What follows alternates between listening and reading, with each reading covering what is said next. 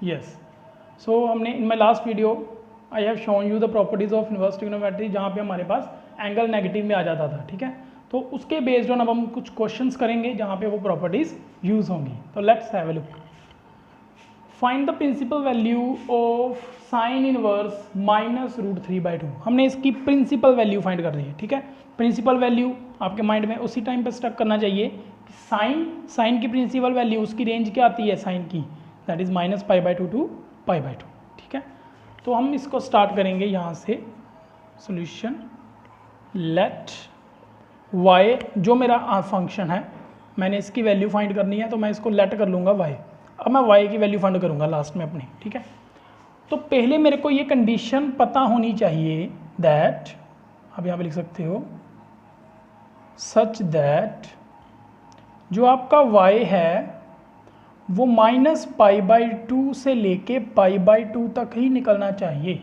Means इसकी value अगर आपकी आ जाती है 3π/2 तो आप वो कंसीडर नहीं करोगे, ठीक है। उसकी रेशो पे इसकी पहले एंगल को चेंज करोगे क्वाड्रेंट वाली प्रॉपर्टीज लगा के और उसको इस रेंज में लेके आओगे, then you can find the value of principal value of that particular trigonometric ratio.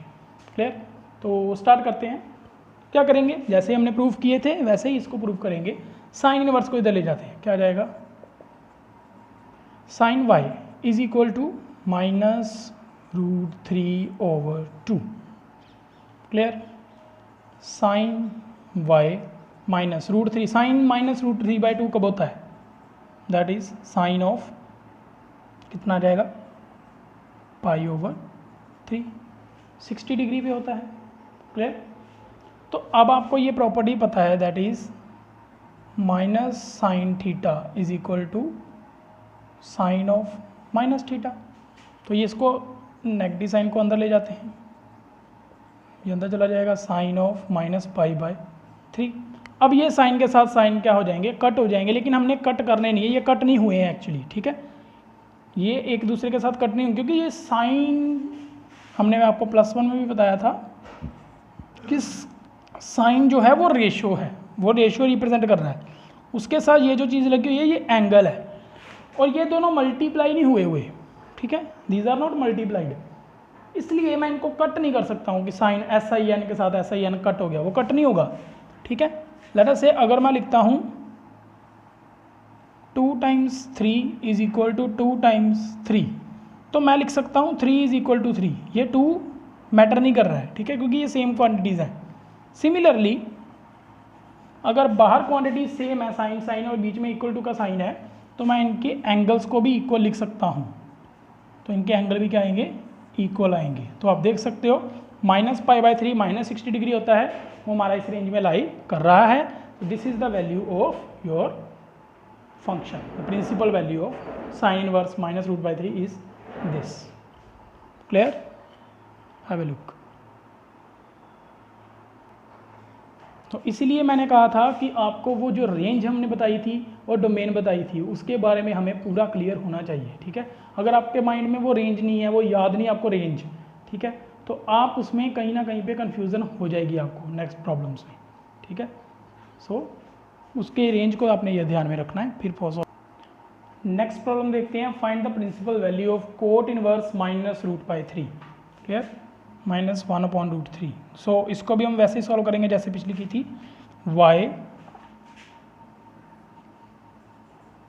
y is equal to cot inverse -1/3।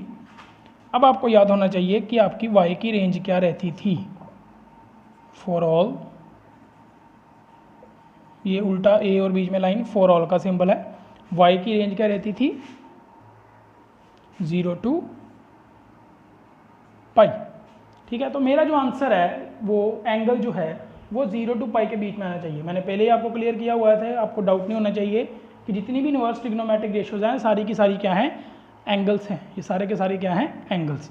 और जो ट्रिग्नोमेट्रिक रेशियोज हैं वो सारे के सारे क्या हैं, रियल नंबर्स, ठीक है। ट्रिग्नोमेट्रिक रेशियो रियल नंबर्स हैं।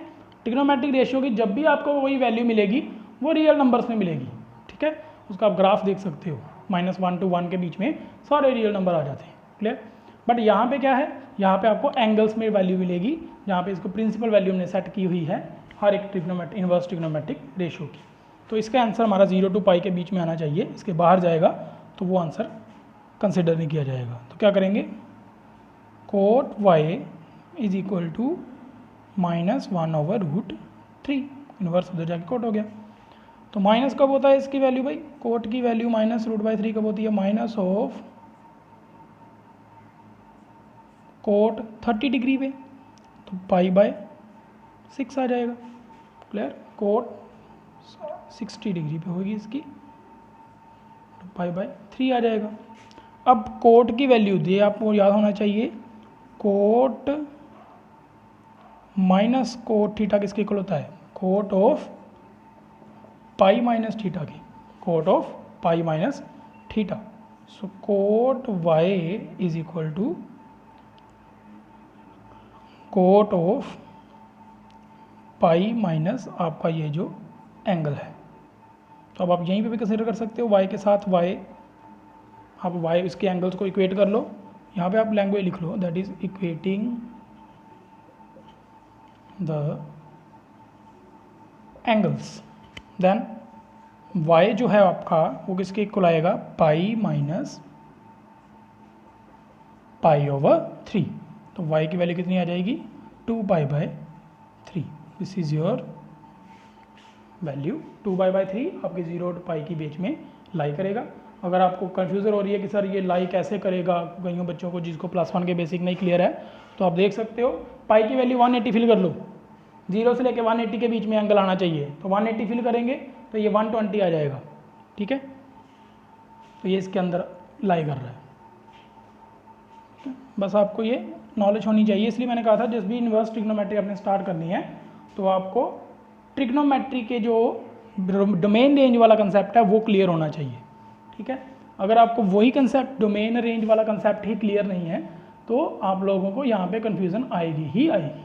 क्लियर, अदरवाइज और कोई प्रॉब्लम नहीं है। अगर आपको +1 का कोई कंसेप्ट क्लियर नहीं है तो you can ask me, I will send another link for the +1 videos. Have a nice day, thank you.